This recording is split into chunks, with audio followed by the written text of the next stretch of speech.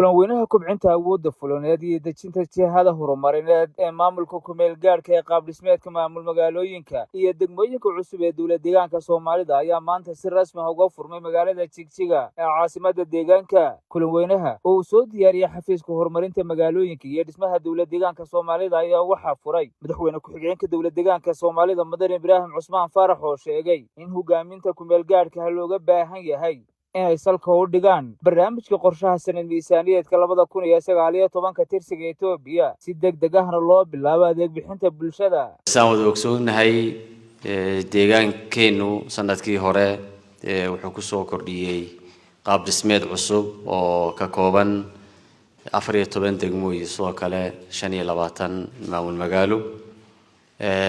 sanadkii hore waxaan isku daynay in qaab dhismeedka waxyaabihii asaaska u ahaa in la dhamaystiro sida xadeynta maamul magaalooyinka laftigoodu sida ay kala noqonayaan xaafadaha hoos imanaya khariirada qaabka ay noqon doonto waxyaabaha waan dhamaystirnay. sanadkana waxay noo suurto galay inaan miisaaniyad dhamaystiran aan u qabanno maamul magaalooyinka iyo degmooyinka. waxaan isla qaadanay hogaamin cusub oo dhammaystiran inta loo samaynayo. waxaan isla qaadanay hogaamin ku meel gaadh si degdeg ah in loo hawlo geliyo. marka sidaa darteed maanta waxaa la soo jeedin doonaa qaab dhismeedka maamul magaalooyinku iyo degmooyinku shaqooyinka iyo waxa ay qabanayaan ee ugu muhiimsan inay fahmaan hogaamintu.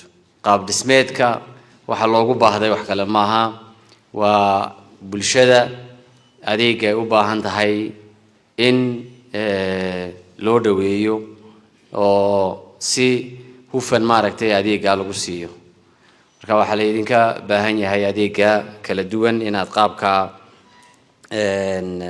aad u qabataan ayaa la idinka baahan yahay inaad xaqiijisaan dhismaha hay'adda structure-ka jira si degdeg ah in loo hawlgeliyo la dhamaystiro ayaa loo baahan yahay.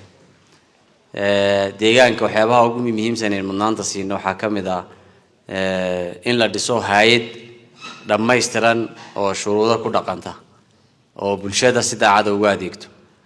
marka dhisidda hay'adda waa la idinka sugayaa bay ka dhigan tahay.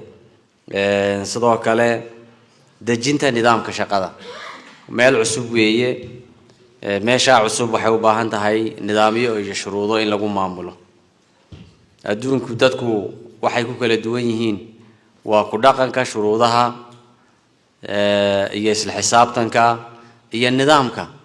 marka nidaam la dejiyo in lagu shaqeeyo waxyaabaha la idinka sugayo ayay ka mid tahay. sidoo kale qorsheynta waxyaabaha ugu muhiimsan ee loo baahan yahay maamul magaalo hebla ama degmo heblo waxa loo baahan yahay in ay shaqooyinka sanadkan ay qabanayaan bil wayna dhaaftay bil iyo badh almost inta kale soo hadhay waxyaabaha aanu ka qabanayno aaga waa inuu noo cadaada. kuleen ku meel gaadhka hogaaminta ku meel gaadhka la sameeyo hogaamin aad u badan maaha waa hogaamin aad u kooban weeye.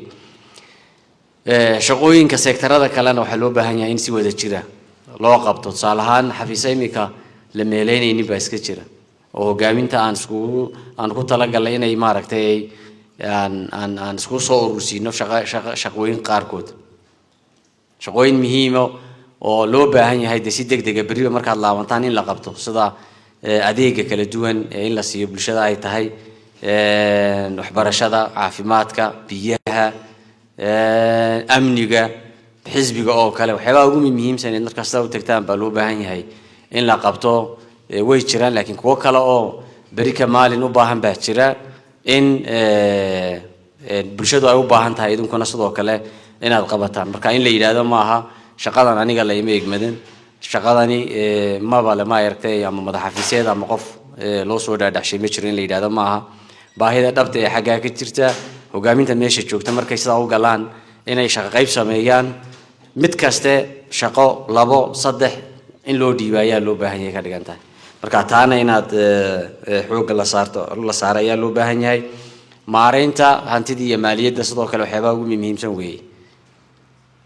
afarta maalimood ee tababarka aad qaadanaysaan ka bacdi markaad tagtaan hanti badan oo maareynaysaan oo hadda ka hor hantidii aad maamuleyseen ka badan baa jirta miisaaniyad la idin siinayaa jirta oo heer deegaan idinka imanaysa sidoo kale waxa loo baahan yahay miisaaniyad aad inagu qorshe ahaan la idin siiyo oo inaad soo urursaan loo baahan yahay marka taana inaad ku xisaabtantaan oo xoog saartaan ayaa loo baahan yahay oo maareysaan marka hogaaminta ku meel gaadhka shaqooyin muhiima ayaa maaragtay la idinka sugayaa inaad qabataan dadkii natiijo muhiima ka keena qaab dhismeedkan cusub ee la hawlgelinayo kulen hogaamin lagu xisaabtamayo ay noqon doonaan taariikhda ayaa idin qori doonta hogaamintii ugu horeysay ee ku meel gaadhka ahayd waxyaabaha ay qabteen inuu saldhig u noqon doono bari ka maalin hogaaminta kala imanaysa marka waxa la idinka baahan yahay si daacadnimo ah